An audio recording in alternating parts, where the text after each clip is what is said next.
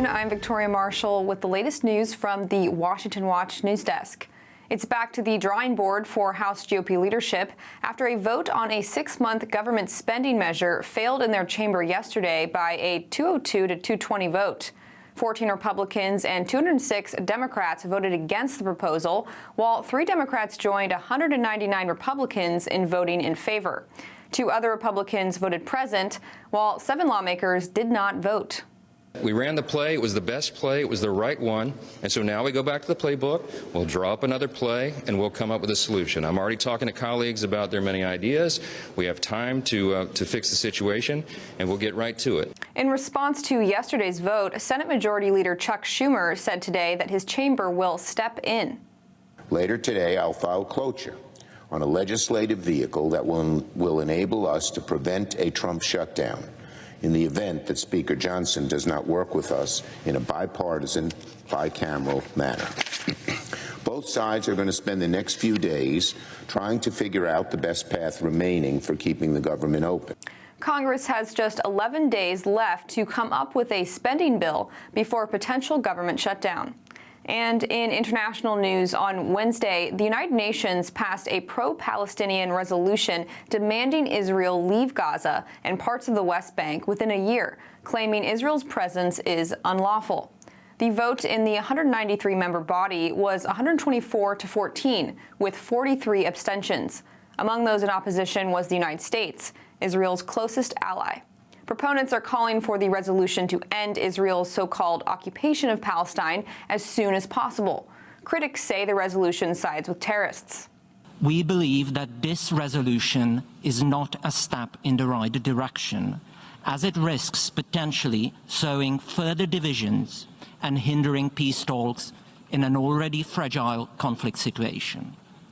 Furthermore, the adopted resolution fails to address the immense security challenges Israel faces, including Hamas's use of the Gaza Strip as a launching pad for its rampage of killing of Israelis, while systematically using the Palestinian civilians as human shields. The resolution comes in response to a ruling by the top United Nations court in July that said Israel's presence in Palestine is unlawful and must end. Both the resolution and the court opinion are unbinding. And in related news, yesterday, the House of Representatives passed a bill challenging the boycott, divestment, and sanctions movement by requiring products made in Israeli-controlled areas of Judea and Samaria be labeled as originating from Israel instead of Gaza or the West Bank. We must stand with our greatest ally in the Middle East, Israel, and demand accuracy in the labeling of goods imported to the United States as required by law. This legislation stands as a very clear signal that we will not tolerate arbitrary differentiations in the labeling of goods from different parts of Israel. And in election news, the International Brotherhood of Teamsters yesterday announced its decision not to endorse a candidate in the 2024 presidential race, a first for the union since 1996, and a blow to the Democratic Party, which has received the union's endorsement consistently over the past 3 decades. We interviewed both candidates, and we were seeking commitments from both candidates, and we couldn't get solid commitments on our core issues like the PRO Act, like vetoing national right to work, like staying out of labor disputes and not trying to force any contracts on us like what happened to our brothers and sisters in the rail industry. We didn't get solid commitments from either candidate, which was a major factor in our decision as a General Executive Board not to endorse any candidate. The announcement of the Teamsters' decision came out shortly after the union posted the results of its polling of members, 59.6% of which said the Teamsters should endorse former President Trump. Only 34% said the union should endorse Vice President Kamala Harris. And those are today's headlines. I'm Victoria Marshall. For more news and commentary, check out the Washington Stand at WashingtonStand.com. Up next is Washington Watch with Tony Perkins. We'll see you tomorrow with more news.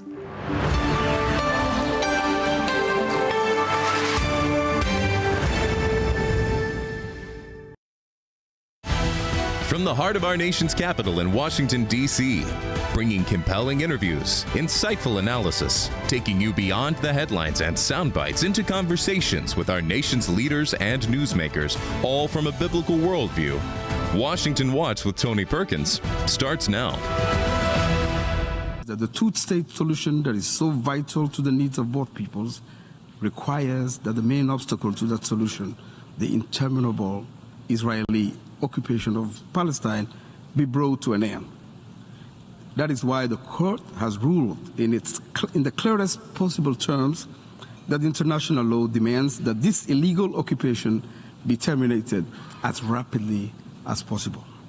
That was Mohammed Saeed Douale, Djibouti's permanent representative to the United Nations, yesterday as the United Nations General Assembly passed a resolution 124-14 demanding that Israel leave its biblical homeland of Judea and Samaria and eastern Jerusalem. Thanks for joining us for this Thursday edition of Washington Watch. Well, as the nation wrestles with $34 trillion in debt, Vice President Kamala Harris has found a way to spend even more. Vice President Kamala Harris says she supports taxpayer-funded transgender surgeries for prisoners and immigration detainees, a policy she advocated for as Attorney General of California. I made sure that they changed the policy in the state of California so that every transgender inmate in the prison system would have access to the medical care that they desired and need. Florida Congressman Greg Steube wants to cut off the federal dollars used to cut off body parts, stopping transgender operation payments and wacky expenses for illegal residents and detainees act. Congressman Steube joins us in just a moment. Well, the House failed yesterday to pass a short-term funding bill with election protections attached. We ran the play. It was the best play. It was the right one. And so now we go back to the playbook. We'll draw up another play, and we'll come up with a solution. I'm already talking to colleagues about their many ideas. We have time to fix the situation, and we'll get right to it. What's next? Well, we'll be joined by North Carolina Congressman Greg Murphy in just a little bit. You remember this from last week's presidential debate where ABC News moderator Lindsay Davis jumped into the debate? There is no state in this country where it is legal to kill a baby after it's born. Madam Vice President, I want to get your response to President Trump. Well, as I said, you're going to hear a bunch of lies. Well, I responded to the false claims of both Davis and Kamala Harris, showing the number of states that do not have protections for babies who survive an abortion and are born alive. Well, PolitiFact said that was false. So Mary Sock, the director of FRC Center for Human Dignity, joins me to fact-check the fact-checkers. Well, Daily Wire is taking its latest documentary, Am I a Racist?, with Matt Walsh to the big screen. Is America an inherently racist country? I think the word inherent is challenging there. If we say... Fundamentally, yes. America is racist to its bones. All of the... So inherently. Yeah. That was Matt Walsh with Kate Slater. The movie is disturbingly hilarious, and the left is furious. We're going to talk with producer Justin Folk and co-producer Sean Hampton a little bit later on this edition of Washington Watch. All right, this week you can have 3 times the impact when you partner with FRC as part of our Children First campaign. And your gift of $30 or more, you'll receive a copy of George Barna's book, Raising Spiritual Champions, to join us in protecting children through a host of policies that we advocate for here in our nation's capital and state capitals across the country. Simply text the word children to 67742. That's children to 67742. Help us protect children, both born and unborn. Well, as I mentioned yesterday, the United Nations General Assembly voted to pass a Palestinian-drafted resolution that, among other demands, calls for Israel to evacuate from the biblical lands of Judea and Samaria. Now, through this resolution is not binding, but it calls on a number of member nations to stop supplying weapons to Israel. Now, this UN action occurred the same day that the U.S. House of Representatives took a different course and passed the Anti-BDS Labeling Act, which challenges the anti-Israel boycott, divestment, and sanctions movement. Joining me now to discuss this and much more, Congressman Greg Steube. He serves on the House Ways and Means Committee and the Select Subcommittee on the weaponization of the federal government. He represents the 17th Congressional District of Florida. Congressman Stubbe, welcome back to Washington Watch. Good to see you. Yeah, good to see you. So two contrasts yesterday with the House of Representatives supporting Israel, even as most UN member nations passed a resolution that would threaten their very existence. Yeah, I asked the question, why are we a part of the UN? I've voted repeatedly to repeal our funding to the UN. It was 124 to like 13 or 14. So you had 124 nations say that Israel doesn't have the ability, that has to give up its sovereignty in its own lands that it won in the War of 1967. I mean, it's just amazing to me how corrupt the UN is, how it's run by obviously China and Russia and Arab nations, that a sovereign nation, Israel, has to give up part of its sovereignty, which is the Gaza Strip, to the Palestinians who, oh, by the way, have never had a country. There is not a country called Palestine. So it's just fascinating where we're at in the world, where 124 nations feel like Israel, one, shouldn't defend itself, and two, should give up part of its land to basically a country run by terrorists. Any surprises on the House floor yesterday as the House took up the anti-BDS measure that would simply say, hey, you can't penalize Israel and companies based in Israel? Yeah, the surprise is Jewish Democrats oppose that bill. They oppose the labeling of made from Israel out of those areas that are Israel's sovereign land. I mean, it's just kind of fascinating how political anything to do with Israel is, even with Jewish Democrats who voted against the bill. Schneider himself, who debated against the bill. I don't know. I feel like we're just, we know we're at the end times and we're walking towards that direction. So nothing that we're seeing should surprise us if we've read the Bible. But it's just fascinating how Democratic Jewish members will not vote for a bill simply to say that things made from Judea and Samaria should say made from Israel. Speaking of the end times and where things are headed, I want to switch gears to a piece of legislation that you introduced last week. I mean, this is something that if you follow the trail of Romans chapter 1, you would think that this is where we're at. But last week, you introduced legislation to prohibit taxpayer-funded transgender surgeries for illegal immigrants in the custody of the Department of Homeland Security. I mean, why is that legislation even needed? Well, it shouldn't be needed, just like we shouldn't have to have a bill that says that only women play in women's sports. But unfortunately, we're in a place in our society today where you have to pass that bill and it dies in the Senate to ensure that there's not biological men competing with women in women's sports.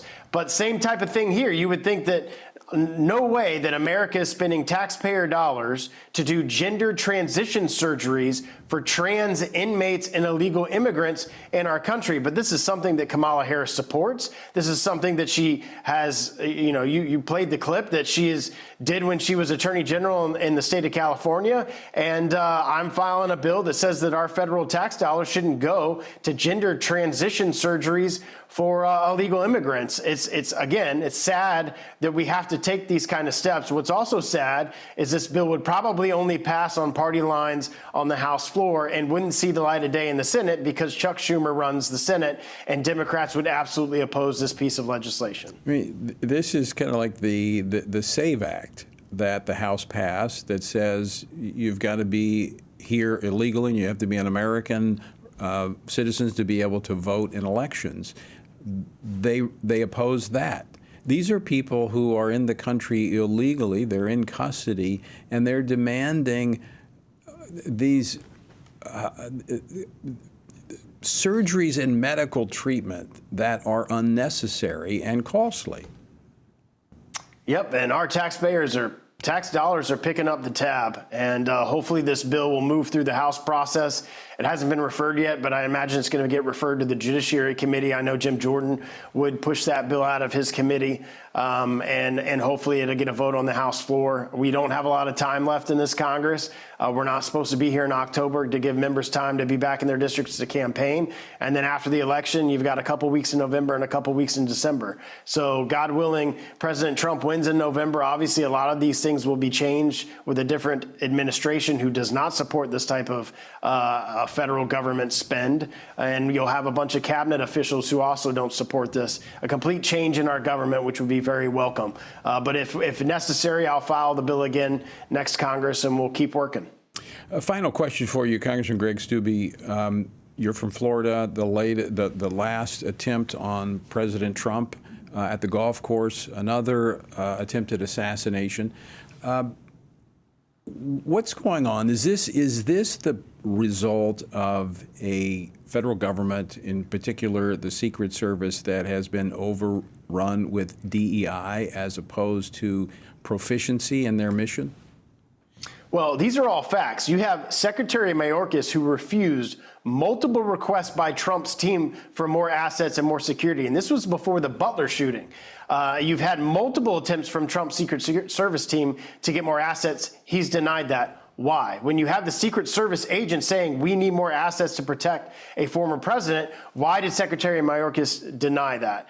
You have a fundamental breakdown, in my opinion, of what happened at Butler, Pennsylvania. We still, as members of Congress, don't have answers as to who was there that day. Let's depose them. Let's ask questions. How in the world, as a military service member who served in the War on Terror and served in Iraq, how in the world can a guy get up on a roof with a rifle and you have 4 snipers around that location and they not see him? Some reports say that they saw him for 20 minutes. Why in the world was he not engaged before he got shots off? And then thankfully you have the situation in Florida where a Secret Service agent saw a gun muzzle sticking out of the bushes and actually took action and prevented a shooting from occurring. But the Palm Beach County Sheriff made an interesting remark. He said if he was the current president, we would have had that entire golf course locked down. Well, why in the world aren't they doing that now? Obviously, there's been threats on his life. Obviously, Trump's team, his security team, has said we need more assets, and this administration is refusing to provide that to him. It's incompetence at best. It's certainly a dereliction of duty, and it's certainly an intentional act on behalf of Mayorkas to not give them the security that his own detail is saying that they need to protect him. Congressman Greg Steube, always great to see you. Thanks so much for joining us today. Anytime. And folks, just another reminder, we need to pray. I think there's so much more to this than meets the eye. I've talked a little bit about it on the program. I do think it's incompetence, just as Greg laid out there. I agree with him. But I think he would agree with this if we continued the conversation. There's a spiritual side to this. You know, there is an unraveling of our society, lawlessness. And it's because we've rejected truth. And this is where we need to be praying. We need to be praying not just for the elections. We need to be praying for the heart and soul of this nation, that there is a return to truth. And it really begins yes, we want to see godly men and women in office because government takes on the character of the people that are in those offices. But those who take on those offices reflect the character of the people who elect them. Our churches need to be praying. We need to pray, we need to vote, and we need to stand for biblical truth. All right, coming up next, a continuing resolution to extend government funding into next year and pass the lame duck session in December. Well, it failed in the House yesterday. What's next? How should Republicans respond? I've been pretty clear with Republican leaders myself. They cannot accept a year-end omnibus from Democrats filled with all the goodies and toys for the left. We're going to talk about it next. Don't go away. Are you a Christian parent looking to raise a spiritual champion in today's culture?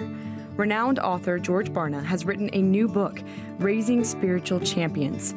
This book offers valuable insights based on extensive research conducted by George Barna, the Family Research Council, and Arizona Christian University.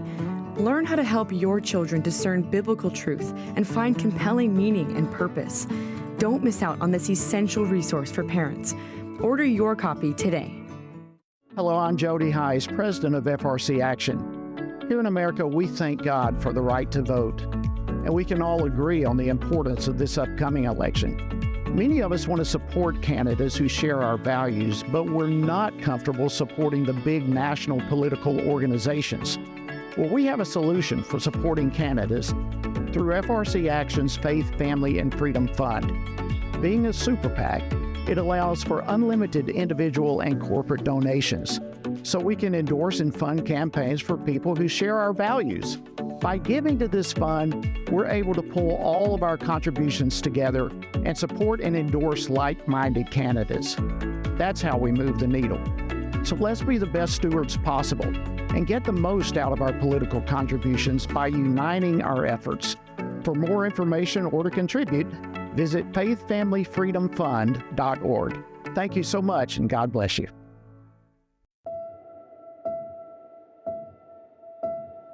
All of us are born with the desire to find truth and meaning. Where did I come from? What happens when I die? While our answers to these questions may divide us, we are united in our need for the freedom to answer life's biggest questions and make life's biggest decisions for ourselves. That's why religious freedom matters for everyone. Religious freedom matters because the powerful have long wanted to control those who are less powerful. Religious freedom matters because the freedom of those who are different is often threatened by those who believe different is dangerous. At the Center for Religious Liberty at Family Research Council, we promote religious freedom for everyone because the only alternative is religious freedom for no one. We encourage Americans and the American government to engage and advocate for the persecuted, and they do. We work every day to bring good news to the afflicted, to proclaim liberty to captives and freedom to prisoners. We do it because that's what Jesus does. We work to give freedom to others because we ourselves have been set free.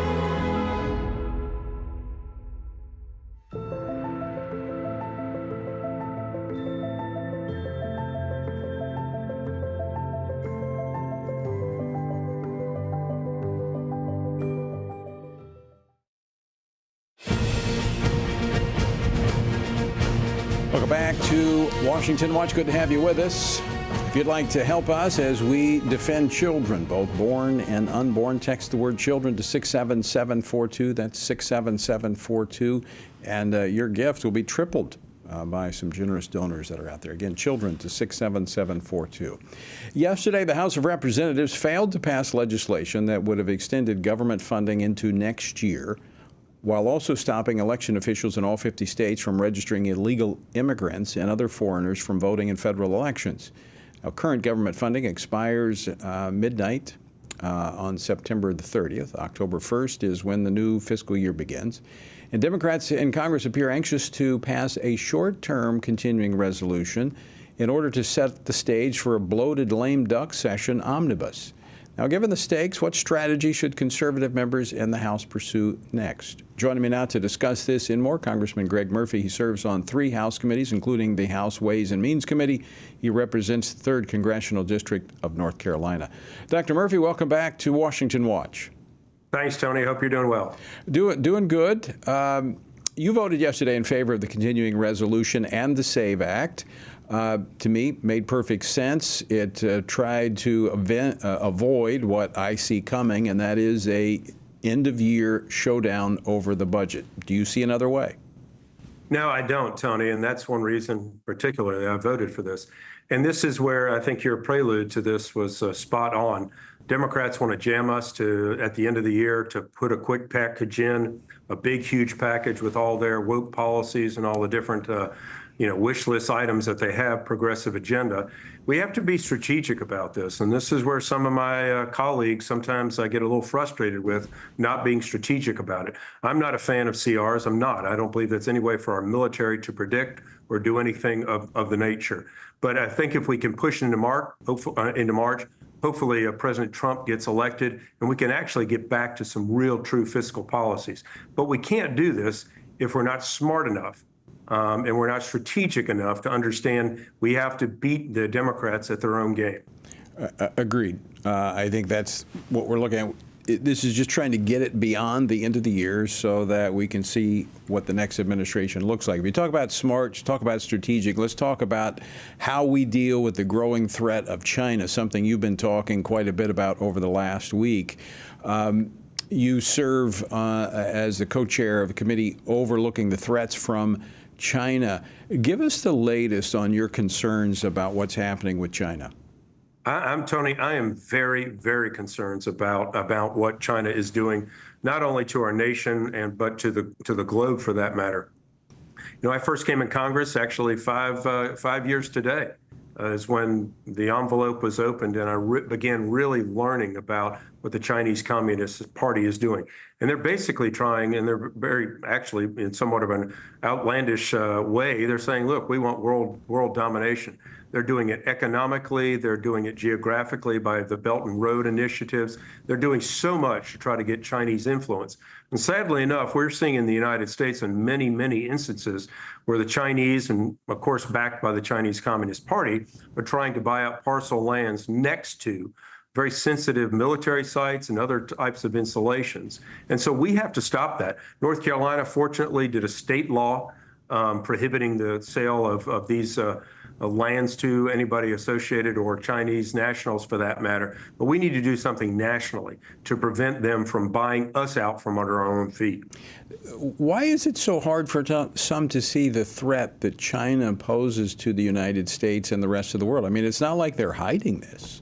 No, it's not, Tony. But as you and I very well know that strong times our strong individuals deliver easy times, and easy times create easy people that they don't know what the threat is about them. People are busy in their own lives, getting up, getting to work, putting their kids in school, moving on. They don't have time to look and see what the real threat of the Chinese Communist Party is. And that's where it's left up to us to sound the alarm, to see what's going on. And also, you know, people also want to get as much money for their land as possible. And when the Chinese come in and the Chinese Communist Party comes in with essentially an open checkbook, it's sometimes hard to turn that money down. But we have to understand the number one thing of government is for national security, and that's what we should be doing. Well, you talk about, you know, what they're doing through their Belt and Roads initiatives, going in, getting rare minerals and other products to actually sell back to the United States through the electric vehicles and the batteries, buying up property here, but they're also working in space. Yeah. Talk about that. You know, you bring out a good point. Here we have in the Biden and Harris initiative, buy everything solar, buy everything EV, buy all these windmills. Guess where all those components come from? China. So we're making ourselves dependent upon the very Chinese Communist Party that wants to see our downfall. It's a very, very woke, very, very short-sighted, myopic view of what's happening in the world. We need to be infinitely more guarded about how our true adversary, and sadly enough, an enemy at some point, what they're doing against this country. Again, Dr. Murphy, to me, it's just so clear and simple, the threat that China poses to this nation. And you're absolutely right. They want to be the global power, and they're working on every front to do that. And I appreciate the fact that you're staying on that, as is some of your other colleagues. A final question for you. We only have about a minute and a half left, but news coming out of North Carolina. You're from North Carolina. News about the governor's race down there. Give us the latest on that very quickly. Yeah, it's very concerning. There are some reports that Lieutenant Governor Robinson was involved on a chat room with, this is alleged, these are reports, with pornography and some of the other just salacious details of things. It's very troubling. Either one or two things, either it happened or it didn't. If it happened, then Governor Mark Robinson needs to admit it. In my opinion, if it happened, then he needs to resign from the race. If it didn't happen, then it's pretty sad that Democrats would put such horrible details out. You know, look, we saw for 3.5 years them lie about a cognitively declined president. We saw them lie about Harris. We saw them push her in without any type of nomination process. So I don't put anything past them. Right. But again, they're horrible, horrible accusations. I hope they're not true. But only one person knows the truth, and that's Lieutenant Governor Mark Robinson. And I pray he does the right thing, not only for the governor's race, but for the whole country. Yeah, and it is disturbing that it's so hard to know the truth because there's so many lies being thrown out there, and it doesn't matter. People don't care who they destroy in the process. Congressman Murphy, always great to have you on the program. Thanks for joining us. Thanks so much, Tony. God bless. Thank you. All right, folks. After the break, a viral post of mine was fact-checked by PolitiFact. Once again, the so-called fact-checkers got it wrong. So we're going to fact-check the fact-checkers next. Don't go away. Everything we do begins as an idea. Before there can be acts of courage, there must be the belief that some things are worth sacrificing for. Before there can be marriage, there's the idea that man should not be alone. Before there was freedom, there was the idea that individuals are created equal. It's true that all ideas have consequences, but we're less aware that all consequences are the fruit of ideas. Before there was murder, there was hate. Before there was a Holocaust, there was the belief by some people that other people are undesirable. Our beliefs determine our behavior, and our beliefs about life's biggest questions determine our worldview. Where did I come from? Who decides what is right and wrong? What happens when I die? Our answers to these questions explain why people see the world so differently. Debates about abortion are really disagreements about where life gets its value. Debates over sexuality and gender and marriage are really disagreements about whether the rules are made by us or for us. What we think of as political debates are often much more than that. They're disagreements about the purpose of our lives and the source of truth. As Christians, our goal must be to think biblically about everything. Our goal is to help you see beyond red and blue, left and right, to see the battle of ideas at the root of it all. Our goal is to equip Christians with a biblical worldview and help them advance and defend the faith in their families, communities, and the public square. Cultural renewal doesn't begin with campaigns and elections. It begins with individuals turning from lies to truth. But that won't happen if people can't recognize a lie and don't believe truth exists. We want to help you see the spiritual war behind the political war, the truth claims behind the press release, and the forest from the trees.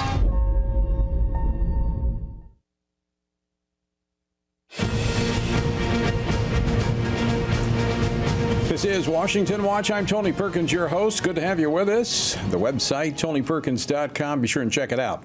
All right, yesterday, the so-called fact-checkers at PolitiFact flagged a viral post of mine. They called it misinformation. This coming after last week's presidential debate when I called out ABC News moderator Lindsay Davis for this exchange with former President Trump. There is no state in this country where it is legal to kill a baby after it's born. Madam Vice President, I want to get your response to President Trump. Well, as I said, you're going to hear a bunch of lies. And as you rightly mentioned, nowhere in America is a woman carrying a pregnancy to term and asking for an abortion. That is not happening. It's insulting to the women of America. Well, as I pointed out, those two women are wrong. I put this up. In 12 states, children born alive after a failed abortion have no legal protections, and in 3 more states, children born alive after an abortion had legal rights that governors like Tim Walz repealed. Now, PolitiFact has wrongly labeled that misinformation and worked to get the post removed from social media, like Facebook. Now, let's fact-check the so-called fact-checkers. Joining me now to help with this is Mary Sock. She's the director of the Center for Human Dignity here at the Family Research Council. Mary, welcome back to the program.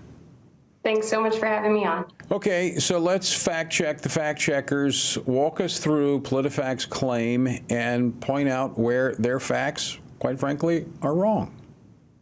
Well, PolitiFact argues that federal law, including the Born Alive Protection Act of 2002 and state homicide and infanticide laws, would give protections to unborn babies who are born following, or to babies who are born following an abortion, to newborns. But what they ignore is that because of the lack of enforcement requirements on the 2002 federal statute, and because of the lack of state laws in states like Minnesota, that newborn child is the abortionist is not required to provide the same type of care to that newborn child that he would provide to any other baby born at a similar gestational age.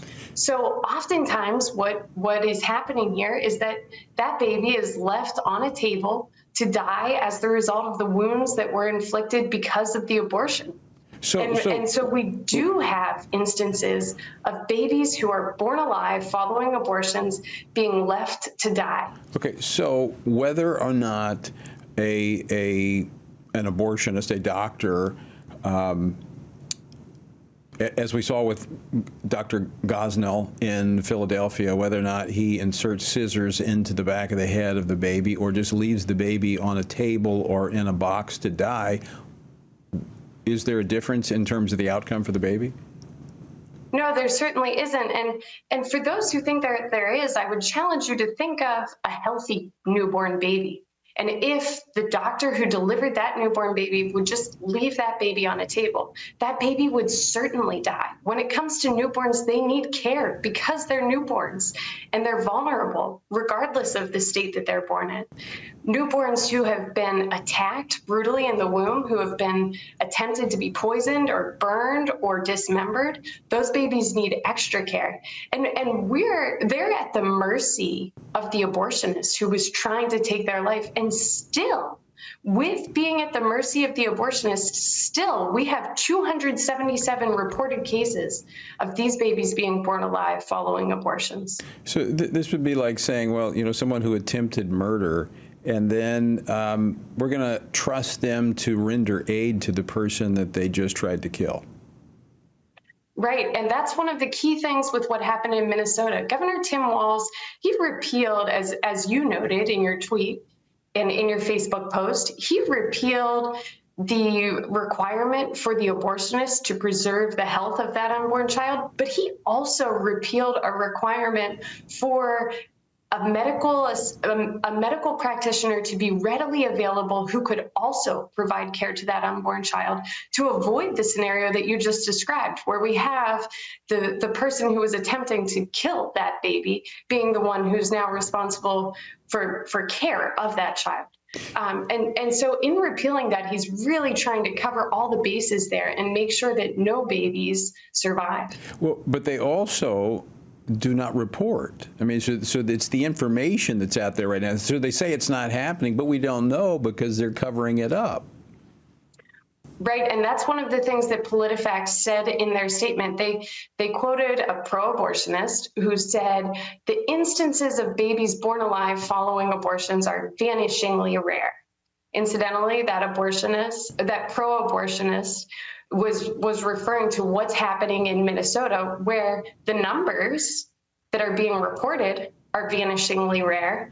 But I have serious doubts that suddenly the number of actual babies who are being born alive after an abortion has just considerably gone down.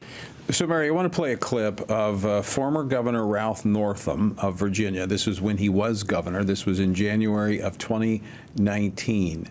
Clip 4, please. If a mother is in labor, I can tell you exactly what would happen. The infant would be delivered. The infant would be kept comfortable.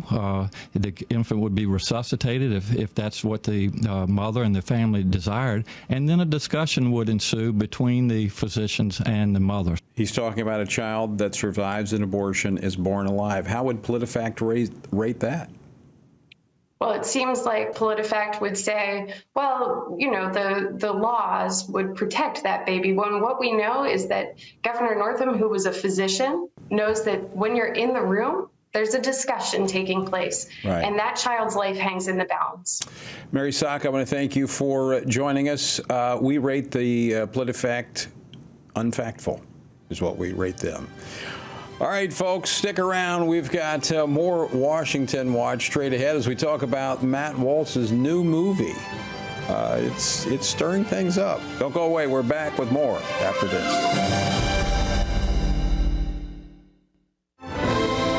Join us October 3rd through the 6th as we gather with spiritually active, governance-engaged conservatives from across America at the Pray, Vote, Stand Summit in Washington, D.C.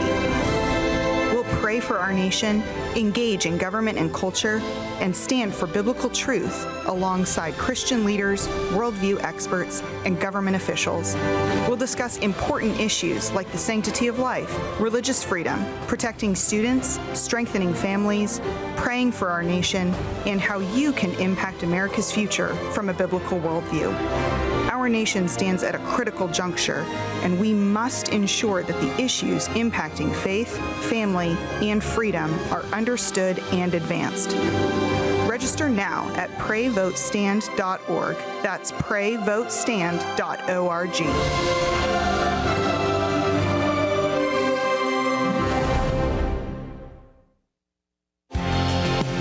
Jesus said in John 15, "These things I've spoken to you, that my joy may remain in you, and that your joy may be full." In 2024, in these divided and uncertain times, how can this be possible? By abiding in Him through His Word. At Family Research Council, we want to help you do that, which is the reason for the Stand on the Word Bible reading plan. In just 10 to 15 minutes each day, you will have read the entire Bible in just 2 years. But more importantly, you will be abiding in Him daily. Find our Bible reading plan at frc.org/Bible. And join Tony Perkins each weekday for a 10-minute devotional inspired by the daily reading and designed to encourage you on this journey through the Bible. Listen on Apple Podcasts, Spotify, and YouTube. And remember, the grass withers and the flower fades, but the word of our God will stand forever. Research has found that there are 59 million American adults who are a lot like you. There are millions of people around the country who are born again, deeply committed to practicing their faith, and believe the Bible is the reliable Word of God. But that's not all. They're also engaged in our government. They're voters. They're more likely to be involved in their community, and they're making a difference in elections. The problem is that a lot of them feel alone too. We want to change that. FRC wants to connect these 59 million Americans to speak the truth together, no matter the cost. If you want to learn more about this group and what it means to be a spiritually active, governance-engaged conservative, or if you want to find out if you are one of these sage cons yourself, join us. Go to frc.org/SAGECON, SageCon, to learn more. That's SAGECON, SageCon, to learn more.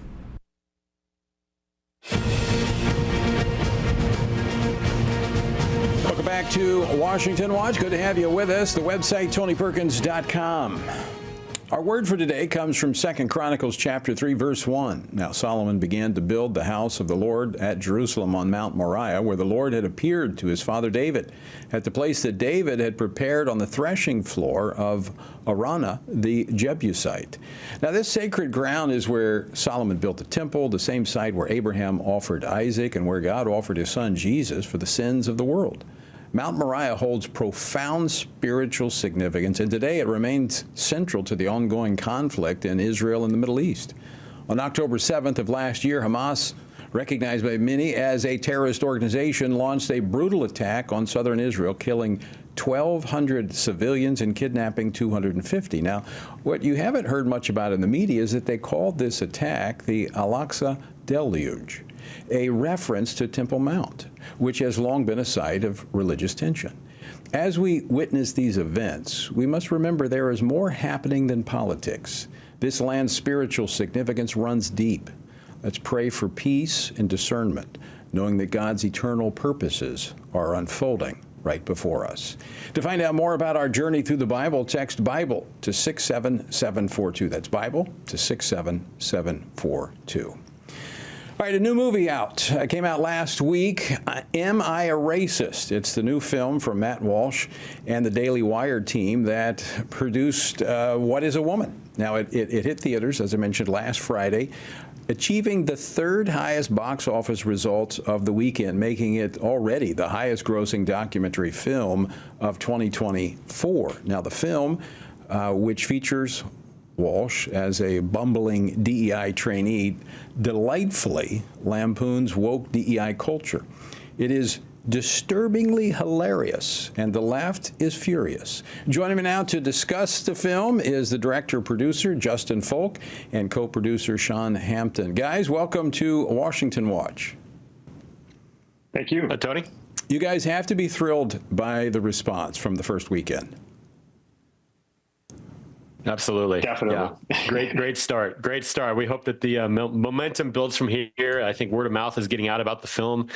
A lot of great response from people that went to see it in the theater last week, and we're really hoping for a big weekend coming up. Sean, you and I actually talked about it a few weeks ago. We were together up in Alaska, and it's been a few weeks since I watched it. But as I said, it was disturbingly hilarious. Disturbing because there are people that actually believe this stuff. Hilarious as how foolish they look. And I got to ask the question, because my kids were asking the question, how could these people be so foolish to go on camera and say the things they said?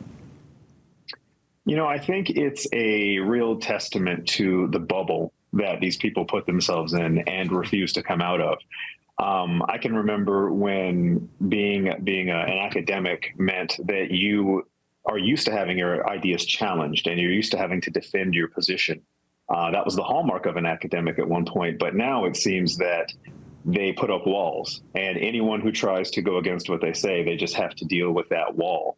And all that to say, I believe they really just set themselves up to be exposed in this way. When your ideas are so weak that they cannot be challenged and you do not allow them to be challenged, you're just asking for the truth to come in and shine right through all of that. Yeah, and Justin, you saw that actually in the first scene, I think, of the movie, where there's that little therapy session going on, and they all get triggered when they find out it's Matt Walsh sitting there among them. Now, you really changed the national conversation back with the movie What is a Woman? Now you're taking on DEI. What do you hope to accomplish with this?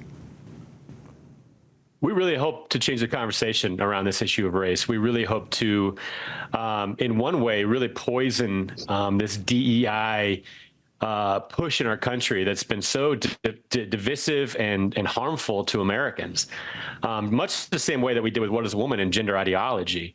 Ultimately, we went out and worked hard on this movie, and we just really not just hope to entertain people, but we really hope to move the needle on culture. As we know, politics is downstream from culture. We really hope to give people courage as well with this movie. I think a lot of people are out there. They've been through these DEI trainings. They're sick of it. They're tired of the whole idea that we have to categorize ourselves as either oppressed or the oppressor. And it's time for regular, everyday Americans to push back. And we just hope that our film not only entertains people, but gives people the courage to push back on this. So one way to push back is to go to the theaters this weekend and watch the film. Take somebody with you and go watch it. That's absolutely the best way to do it. That's a great way to start. And, there's a trade that is involved there too. We hope that you're entertained as well, and we really think we will be. It's a very funny movie about a serious topic, and but it does have a serious point to it. And laughter is a powerful tool. It disarms people. It opens people up to ideas, and that was our goal with this film. Now, Sean, there have been efforts by the left to cancel theaters that are showing this movie, but it's not been effective to date, has it? No, not yet. That's the encouraging part, is that the people are actually bypassing all of that nonsense and they're going straight to the source for truth. The left really set themselves up in our case because their number one tactic is trying to ignore or just avoid something that they think is a serious threat. But as I said before, the truth always does shine through. And I'm very proud of everyone in the public for not believing the media through their silence and ignoring the film and actually going and seeing it and taking a friend, and taking other people to see it. There's so many people saying, I took my friend and I took a coworker and I took my family and I took my mom. And that's what we need. And we need that kind of community to keep coming around the film. And so far, it's been overwhelming, the large response we've had. That's great, because that is one way we make a statement to Hollywood and elsewhere. Justin, I want to ask you a couple of scenes that were kind of my favorites. One in particular, my home state of Louisiana, was down in New Orleans, a car repair shop, where my take on it was kind of baiting this guy, thinking, oh, this is a bad country, you've been mistreated. He didn't buy it, did he? He didn't go in that direction. That's one thing that we found while we were making this movie, when we talked to regular, common, everyday people, is that they're not caught up in this. They're not believing the sort of the lies that are being fed to them, and they're out there living their lives, trying to make a living. It's really these experts, these so-called experts that are being hired by companies that are pushing this agenda, that are the ones that are jamming it down our throats. And we felt it was important to go out and highlight how, just regular, common, everyday people feel about this subject, whether they're white or they're black. And Milton is a beautiful story because he owns a auto body shop down there in New Orleans. And he just has a wonderful spirit. He just is a lovely man. And he delivered a very important message for us, which is, hey, there's actually a really simple solution here of how to solve this. And that's just simply loving each other and looking past skin color. And also, it's interesting, too, because he points out, his main inspiration in life is the Bible. He mentions it in the scene that we talked to him when Matt asks him, okay, well, what do you read? And he says, I read the Bible. It's right there in my car, sitting there on my seat. And I think that's a really important lesson of, his faith and living that faith out in the real world in terms of loving people and how do we get past racism? Well, Milton has the answer. And it was exciting talking to him. We didn't know what we were going to get with Milton. We sort of found him when I was with my crew member and we went looking for a sandwich and we looked across the street and there was Milton sitting there on his chair. And so we're like, hey, let's go talk to him. And it's a wonderful interview. It's actually, I consider it the heart and soul of the film. It was one of my highlights. And Milton, I don't know that it was in the film, but I don't think he's the native of America. He immigrated to this country, I think, based on his accent. But he loves his country. Total opposite of what we're being told by the legacy media, how folks view this country. It was one of my highlights. Sean, one of the other highlights was toward the end of the film when Matt sat down with Robin DiAngelo, the author of White Fragility. Tell us how that went down. That was shocking to me that she sat down and had this interview. It was pretty shocking in the moment, in those times, you're just kind of always on edge because you're seeing the person look at Matt and you're just waiting for them to say, wait, aren't you? And just that moment never came, but you can kind of get paranoid and every glance, every gesture, you think this is going to be it. And then when that moment actually happened, it's just like you saw on screen. You could hear a pin drop 2 miles away. Everyone was just dead silent. And her finally turning over the money, which, by the way, Ben from the movie was very gracious and shared with me one of the bills. So I actually do have some authentic Robin DiAngelo reparations money right here. Yeah, that was a hilarious moment. I mean, you could feel the tension there about, the left, those on the left, they want to force everybody else to do stuff. But then when they're put into the position of having to do it themselves, it's like so awkward. Well, I don't know. That just kind of, that's awkward. It was hilarious. And I mean, I think that had to be one of the most unexpected but highlights of the film for you guys. Absolutely, it was a very big moment for the film and in person. These scenes when they end, they're not just the end of a scene in a movie. You're watching the culmination of months of efforts. And just a big team that works together, a big family, really. We've made 2 films together now, What is a Woman and Am I Racist?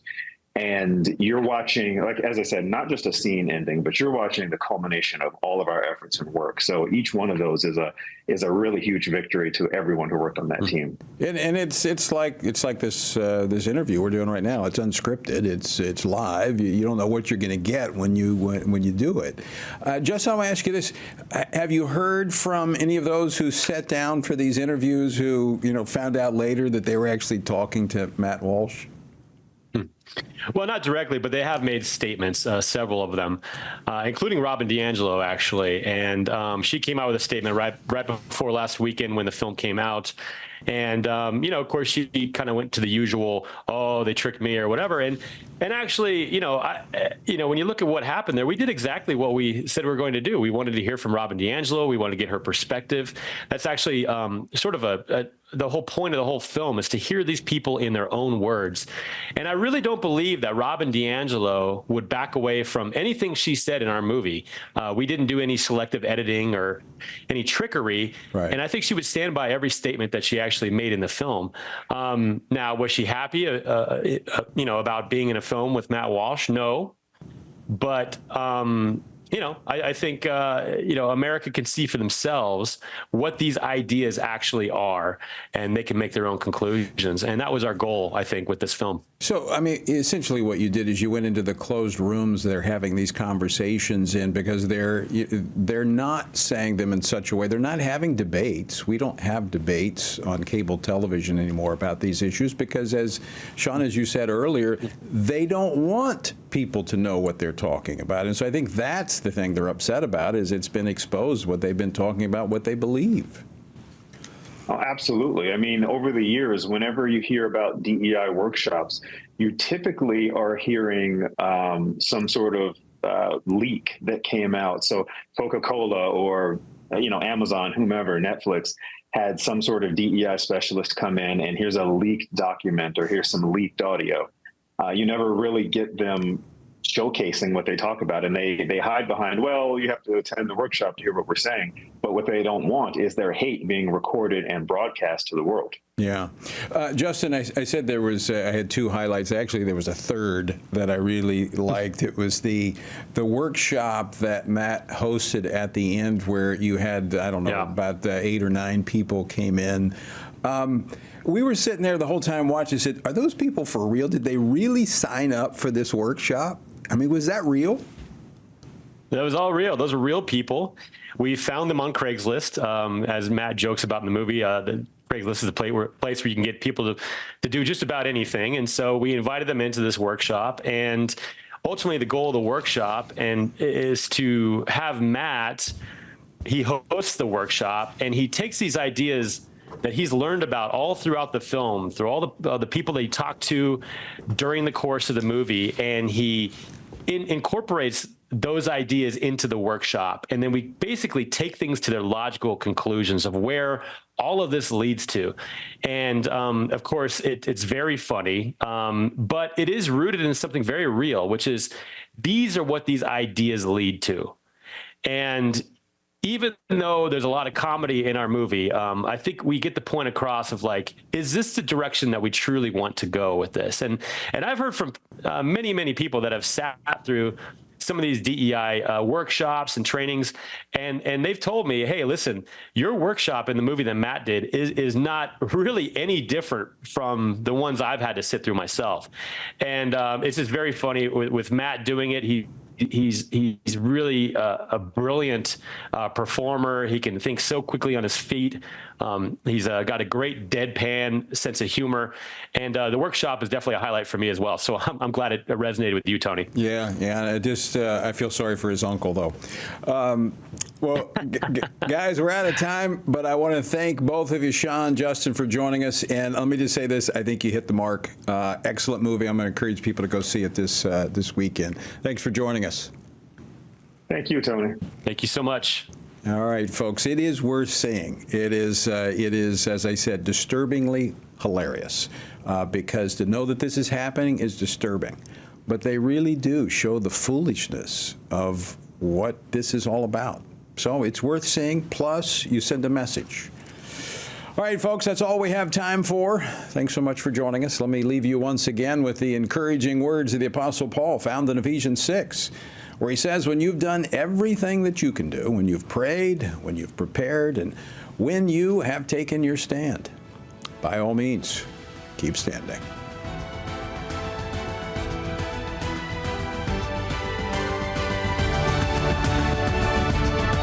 Washington Watch with Tony Perkins is brought to you by Family Research Council and is entirely listener-supported. Portions of the show discussing candidates are brought to you by Family Research Council Action. For more information on anything you heard today, or to find out how you can partner with us in our ongoing efforts to promote faith, family, and freedom, visit TonyPerkins.com.